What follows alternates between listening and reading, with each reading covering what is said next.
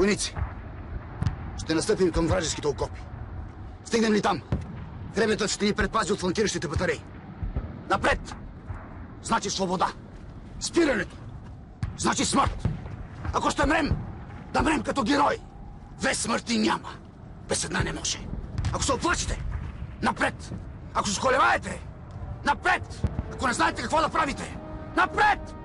Като ви свършат патроните, имате щик. Ако се щупи щика, имате ръце. Ако се тръснат ръцете, имате зъби.